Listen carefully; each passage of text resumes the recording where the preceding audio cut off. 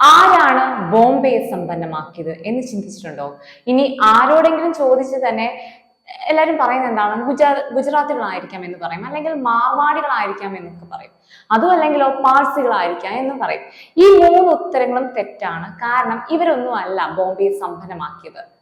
David സെസൂർ എന്ന ജൂതനായിരുന്നു. ആരാണ് അപ്പോൾ ഈ ഡേവിഡ് സെസൂർ എന്ന് നിങ്ങൾക്ക് അറിയുമോ? പലർക്കും അദ്ദേഹത്തെ കുറിച്ച് കൂടുതലൊന്നും അറിയില്ല. ഡേവിഡ് സെസൂർ ബാഗ്ദാദിൽ നിന്നുള്ള ഒരു അഭയാർത്ഥിയായിരുന്നു. അദ്ദേഹം ഒരു ബാഗ്ദാദി ജൂതനായിരുന്നു. ഈ ബാഗ്ദാദ് എവിടെയാണെന്ന് എല്ലാവർക്കും അറിയാം, ഇറാഖിലാണ് അല്ലെ. ഇപ്പൊ മുസ്ലിം ഭൂരിപക്ഷമുള്ള ഒരു രാജ്യം മാത്രമല്ല, ഈ സലഫിസവും വഹാബിസവും എക്സ്ട്രീം ലെവലിലേക്കുള്ള ഒരു രാജ്യമായതുകൊണ്ട് തന്നെ ഈ ജൂതന്മാർ അവിടെ പീഡിപ്പിക്കപ്പെട്ട ഒരു മതവിഭാഗം തന്നെയായിരുന്നു. ഇപ്പൊ ജൂതന്മാർക്ക് ബാഗ്ദാദിൽ കാര്യങ്ങൾ വളരെ അസ്വസ്ഥമായിരുന്നു അവിടെ. അപ്പൊ അദ്ദേഹത്തിന്റെ പിതാവ് വളരെ വലിയൊരു മനുഷ്യനായിരുന്നു ആ സമയത്ത്. എന്ന് പറഞ്ഞാൽ അദ്ദേഹം അക്കാലത്ത് ഭരണാധികാരിയുടെ ഉപദേശകനായിരുന്നു എന്ന് പറയാം. ആ ഒരു സമയം പുതിയൊരു ഭരണാധികാരി അവിടെ അധികാരം ഏറ്റെടുക്കുകയാണ്. എന്നാൽ പുതിയ ഭരണാധികാരി വന്നതോടുകൂടി കാര്യങ്ങളെല്ലാം അസ്വസ്ഥമാവുകയാണ് ചെയ്യുന്നത്. പുതിയ ഭരണാധികാരി ഈ ഡേവിഡ് സെസൂറിനെയും അതുപോലെ തന്നെ മറ്റുള്ളവരെയൊക്കെ പിടിച്ച് അറസ്റ്റ് ചെയ്യുകയുണ്ടായി. എന്നാൽ അദ്ദേഹം അവിടെ നിന്ന് രക്ഷപ്പെട്ട് പോരുകയായിരുന്നു, ഓടിപ്പോവാൻ തീരുമാനിച്ചു. ബാഗ്ദാദിൽ നിന്നും കരമാർഗം സെസൂൺ ബോംബെയിലെത്തി. അദ്ദേഹം എന്തിനാണ് ബോംബെയിൽ വന്നത്? വേറെ എത്രയോ സ്ഥലങ്ങളൊക്കെ ഉണ്ടായിരുന്നു, തിരഞ്ഞെടുക്കാമായിരുന്നു. ഡേവിഡ് സെസൂൺ ബോംബെയിൽ വന്നത് പല രാഷ്ട്രീയക്കാരും ഭരണാധികാരും ഓർക്കുന്നില്ല എന്നുള്ളതാണ്. അവിടെ സമാധാനം ഉണ്ടായിരുന്നു ബോംബെയിൽ. അതായത് ബോംബെയിൽ എല്ലാ സമുദായങ്ങളും മതക്കാരും ഒരുമിച്ച് ജീവിക്കുന്ന സ്ഥലമാണ്. ഇപ്പൊ ഹിന്ദു ആയാലും മുസ്ലിം ആയാലും ക്രിസ്ത്യൻ ആയാലും ജൂതമതക്കാരായാലും എല്ലാ മതക്കാരുമുള്ള സ്ഥലത്ത് ക്രമസമാധാനം ഉണ്ടാവും. അതുകൊണ്ട് തന്നെ അവിടെ കച്ചവടം നടത്താൻ അല്ലെങ്കിൽ ബിസിനസ് മെച്ചപ്പെടുകയും ചെയ്യും. 1828 ഡേവിഡ് സെസൂൺ ബോംബെയിൽ എത്തിയപ്പോ ജനസംഖ്യ ഇന്നത്തെ പോലെ ഒന്നും ആയിരുന്നില്ല, വളരെ കുറവായിരുന്നു അവിടെ. വാസ്തവത്തിൽ ബോംബെ ഒരു പ്രധാന നഗരിയൊന്നും ആയിരുന്നില്ല അന്ന്, ഏകദേശം 40 വർഷം മുമ്പ് വരെ. എന്നാൽ അതിനിടയ്ക്ക് രണ്ട് കാര്യങ്ങൾ അവിടെ സംഭവിച്ചു. ഒന്ന്, ഔറംഗസേബ് 1707 അവിടെ അന്തരിക്കുകയുണ്ടായി.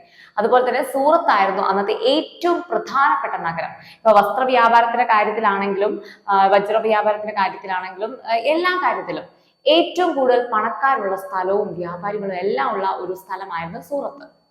എന്നാൽ ഔറംഗസേബിന്റെ മരണം ക്രമസമാധാനം തകർന്നു എന്ന് മാത്രമല്ല, തകർക്കുകയുണ്ടായി. അന്ന് സൂറത്തിൽ നിന്ന് ബിസിനസ്സുകാർ ഓടിപ്പോയി. എല്ലാവരും വന്നത് എവിടേക്കാണ്? ഈ ബോംബെയിലേക്കാണ്. അന്ന് ബ്രിട്ടീഷുകാർ അവിടെ ഉണ്ടായിരുന്ന സമയമാണ്. ബ്രിട്ടീഷുകാർ ക്രമസമാധാനവും സമാധാനം വാഗ്ദാനമൊക്കെ ചെയ്തിരുന്നു. കാരണം അവർക്ക് വേണ്ടത് എന്താണ്? ബിസിനസ് ചെയ്താലല്ലേ അവർക്ക് കാര്യമുള്ളൂ, ആർക്ക്? ഈ ബ്രിട്ടീഷുകാർക്ക്. അതുകൊണ്ട് എല്ലാവരും അങ്ങനെ ബോംബെയിലെത്തി. ഡേവിഡ് സെസൂണ് ഇതിനെക്കുറിച്ച് നേരത്തെ അറിയാമായിരുന്നു. അതുകൊണ്ട് തന്നെ അദ്ദേഹം അങ്ങനെ ബാഗ്ദാദിൽ നിന്നും ഈ മുംബൈയിലേക്ക് എത്തുന്നത്. ഡേവിഡ് സെസൂൺ തുണിത്തരങ്ങൾ എക്സ്പോർട്ട് ചെയ്യുകയും ബാഗ്ദാദിൽ ട്രെൻഡ് ചെയ്യുകയൊക്കെ ചെയ്തിരുന്ന ഒരു വ്യക്തിയാണ്. അങ്ങനെ അദ്ദേഹം എന്ത് ചെയ്തു? ഇന്ത്യ വന്നപ്പോൾ അവിടെ നിലനിൽക്കണമെങ്കിൽ ബ്രിട്ടീഷുകാരുടെ സമ്മതം വേണം. അദ്ദേഹം ബ്രിട്ടീഷുകാരോട് ചോദിച്ചു, ഞാൻ നിങ്ങളുടെ തുണിത്തരങ്ങൾ ഇപ്പം ഈ മിഡിൽ ഈസ്റ്റിലും അതുപോലെ തന്നെ ആഫ്രിക്കൻ ഭൂഖണ്ഡം മുഴുവനും വിൽക്കുന്നതിന് നിങ്ങൾക്ക് കുഴപ്പമുണ്ടോ? എനിക്ക് ഇന്ത്യയിൽ തുടരാമോ എന്നൊക്കെ. ബ്രിട്ടീഷുകാർ പറഞ്ഞു, അതെ, നിങ്ങൾക്ക് ഇവിടെ നിൽക്കാലോ, നിങ്ങൾ ഞങ്ങളുടെ പഴയ സുഹൃത്താണല്ലോ, അതുകൊണ്ട് നിങ്ങൾക്ക് ഇവിടെ നിൽക്കാം. അങ്ങനെ അദ്ദേഹം ഇന്ത്യയിൽ വിൽക്കുന്നതിനായിട്ട് തുണിത്തരങ്ങൾ ഇറക്കുമതി ചെയ്യാൻ തുടങ്ങി. അതിനായി അദ്ദേഹം പാഴ്സികളെ സമീപിച്ചു. ഈ പാഴ്സികൾക്ക്, പാഴ്സികളായതിനാൽ തന്നെ അവർക്ക് നല്ല തൊലിവെളുപ്പൊക്കെ ഉള്ളവരാണ്, അതുപോലെ തന്നെ നന്നായിട്ട് ഇംഗ്ലീഷ് സംസാരിക്കുന്നവരുമാണ്. എല്ലാ ഡോക്കുകളിലും ഇളവുകളൊക്കെ നൽകിയിരുന്നവര്. ഇപ്പം ഡേവിഡ് സെസൂണിന് തന്റെ കപ്പലുകൾക്ക് ഈ ഒരു പ്രദേശങ്ങളിൽ പാർക്കിംഗ് സ്ഥലം ലഭിക്കാൻ വേണ്ടിയിട്ട് വളരെ ബുദ്ധിമുട്ടായിരുന്നു. അതുകൊണ്ട് തന്നെ അദ്ദേഹം കച്ചവടത്തിനായിട്ട് വേണമെന്ന് പാർസികളോട് ആവശ്യപ്പെട്ടു. പക്ഷെ അവരത് എന്ത് ചെയ്തു? നിരസിച്ചു. എന്നാൽ താൻ അതിനായി എന്തെങ്കിലും ചെയ്യണമെന്ന് അദ്ദേഹം ആഗ്രഹിക്കുകയുണ്ടായി. എന്തെങ്കിലും അദ്ദേഹത്തിന് ചെയ്യണം, അവിടെ പിടിച്ചു നിൽക്കണമല്ലോ. അതിനായിട്ട് അയാൾ തീരുമാനിച്ചു സ്വന്തമായിട്ടൊരു പോർട്ട് നിർമ്മിക്കാം എന്നുള്ളത്. അങ്ങനെ സ്വന്തമായിട്ടൊരു പോർട്ട് കൊളാബിയിൽ നിർമ്മിച്ചു. ഡോക്ക് നിർമ്മിക്കാൻ വളരെ സമയമൊക്കെ എടുത്തു. അദ്ദേഹത്തിന്റെ മരണം കഴിഞ്ഞ് കുറച്ചു വർഷങ്ങൾക്ക് ശേഷമാണ് അത് പൂർത്തിയായത് തന്നെ. പക്ഷെ ജീവിച്ചിരുന്നപ്പോഴും അദ്ദേഹം രണ്ട് പ്രധാന കാര്യങ്ങൾ അവിടെ ചെയ്തു. ഒന്ന്, അദ്ദേഹം ഡോക്ക് അവിടെ സ്ഥാപിക്കുകയുണ്ടായി എന്നുള്ളതാണ്. രണ്ടാമത്തെ, റെയിൽവേ ലൈൻ ഡോക്ക് ജോയിൻ ചെയ്തു. ആദ്യത്തെ ഡോക്ക് റെയിൽവേ ലൈനുമായിട്ട് ഡോക്ക് ജോയിൻ ചെയ്യുന്നതിനുള്ള ആദ്യത്തെ ആയിട്ട് അദ്ദേഹം ഉറപ്പുവരുത്തി. കാരണം ചരക്കുകളും അകത്തേക്കും പുറത്തേക്കും ഒക്കെ പോകാൻ വളരെ എളുപ്പമായിരുന്നു അങ്ങനെ ചെയ്തുകൊണ്ട്. അതുകൊണ്ട് തന്നെ ബ്രിട്ടീഷുകാർ അദ്ദേഹത്തിന്റെ ഡോക്കിൽ ഇൻട്രസ്റ്റ് ആയി. അതിനുശേഷം അവരവിടെ നിർമ്മിക്കുന്ന മറ്റെല്ലാ ഡോക്കുകൾക്കും ഒരു ടെംപ്ലേറ്റ് ആയിട്ട് ഇത് ഉപയോഗിക്കാൻ തുടങ്ങി. ഡേവിഡ് സെസൂൺ ഇന്ത്യയിൽ വന്നതിന് ശേഷം, ഡേവിഡ് സെസൂൺ ഇന്ത്യയിൽ കച്ചവടം ചെയ്യാൻ തുടങ്ങിയ സമയത്ത് ഞാൻ പറഞ്ഞിരുന്നല്ലോ അദ്ദേഹം ഒരു ജൂതനാണെന്ന്. അതുകൊണ്ട് തന്നെ അയാൾക്ക് ഈ അറബി അറിയാമായിരുന്നു, അതുപോലെ ഹിബ്രു എന്ന ഭാഷ അറിയാമായിരുന്നു. അയാൾക്ക് ഇംഗ്ലീഷും അറിയാമായിരുന്നു, പക്ഷേ അയാൾ ഇംഗ്ലീഷ് പറയാറില്ല. അയാളുടെ മകൻ ഇംഗ്ലീഷ് സംസാരിക്കുമായിരുന്നു. അദ്ദേഹം പറഞ്ഞിരുന്ന കാര്യം എന്ന് വെച്ചാൽ, എനിക്ക് ഈ പഴയ ഭാഷകളോടാണ് താല്പര്യം, ഈ പുതിയതായിട്ടുള്ള തുടങ്ങിയ ഭാഷകളൊന്നും എനിക്ക് ആവശ്യമില്ല. അങ്ങനെ അദ്ദേഹം തുണിത്തരങ്ങളെല്ലാം ട്രേഡ് ചെയ്യാൻ തുടങ്ങി. ആ സമയത്താണ് ഈ അമേരിക്കൻ സിവിൽ വാർ ആരംഭിക്കുന്നത്. ഇത് വലിയ രീതിയിൽ പൊട്ടിത്തെറി ഉണ്ടായി. അപ്പം ഇംഗ്ലണ്ടിൽ ഉണ്ടാക്കാൻ സാധ്യതയുണ്ടെന്ന്, ഈ ഒരു പൊട്ടിത്തെറി ഇംഗ്ലണ്ടിൽ ഉണ്ടാക്കാൻ സാധ്യതയുണ്ടെന്ന് സെസൂണ് നന്നായിട്ട് അറിയാമായിരുന്നു. കാരണം അവിടെ കോട്ടൺ, തുണിത്തരങ്ങൾക്ക് വേണ്ട കോട്ടൺ വരുന്നത് എവിടെ നിന്നാണ്? അമേരിക്കയിൽ നിന്നുമാണ്.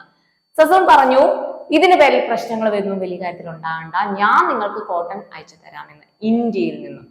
കാരണം ഇന്ത്യയിൽ ധാരാളം കോട്ടൺ ശേഖരമുണ്ട് എന്നുള്ളത്.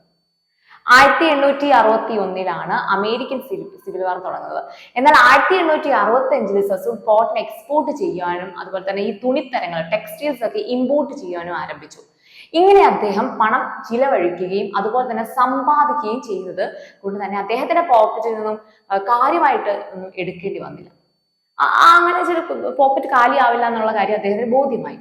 അതിന്റെ കൂടെ അദ്ദേഹം മറ്റൊരു കച്ചവടം കൂടി കണ്ടുപിടിച്ചു. ഈ പാഴ്സികൾ ഓപ്പിയം കയറ്റുമതി ചെയ്യുന്നതായിട്ട് അദ്ദേഹം കണ്ടെത്തി. ഈ ഓപ്പിയം സെൽ ചെയ്യാൻ അദ്ദേഹം തീരുമാനിച്ചു. പാഴ്സികൾക്ക് ഓൾറെഡി ഈ ഒരു കച്ചവടത്തിനെ കുറിച്ച് നന്നായിട്ട് അറിയാം. ഡേവിഡ് സെസൂൺ ആണെങ്കിൽ അത് സെല്ല് ചെയ്യാൻ പഠിച്ചു. അങ്ങനെ ഡേവിഡ് സെസൂണും പാഴ്സികളും തമ്മിൽ എന്ത് ചെയ്തു? കോമ്പറ്റീഷൻ അവിടെ ആരംഭിക്കുകയുണ്ടായി, ഈ ഓപ്പിയം ട്രേഡിംഗ്. ഡേവിഡ് സെസൂണിന് ഒരു കാര്യത്തിൽ ഇൻട്രസ്റ്റ് ആയിരുന്നു. ഈ ചൈനയിൽ പോയപ്പോ തന്റെ മകൻ ഇലാസിനെ ചൈനയിലാക്കി എന്ന് ഉറപ്പുവരുത്തി അദ്ദേഹം. അവിടെ അദ്ദേഹം എന്ത് ചെയ്തു? ഷങ്കായി വികസിപ്പിച്ചെടുത്തു.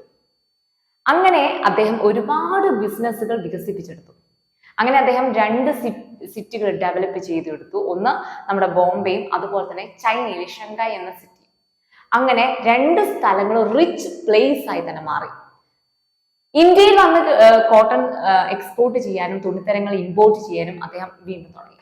അങ്ങനെ 1818 ആദ്യത്തെ കോട്ടൺ ടെക്സ്റ്റൈൽസ് അദ്ദേഹം കൊൽക്കത്തയിൽ തുടങ്ങി. രണ്ടാമത്തെ ടെക്സ്റ്റൈൽസ് അദ്ദേഹം തുടങ്ങുന്നത് മുംബൈയിലാണ് 1854. അങ്ങനെ അഹമ്മദാബാദിൽ കോട്ടൺ മില്ല് തന്നെ അദ്ദേഹം സ്ഥാപിച്ചു. അദ്ദേഹം മരിക്കുന്നതിന് മുമ്പ് 17ഓളം ടെക്സ്റ്റൈൽസ് മില്ലുകൾ അദ്ദേഹം ബോംബെയിൽ സ്ഥാപിച്ചിട്ടുണ്ട്.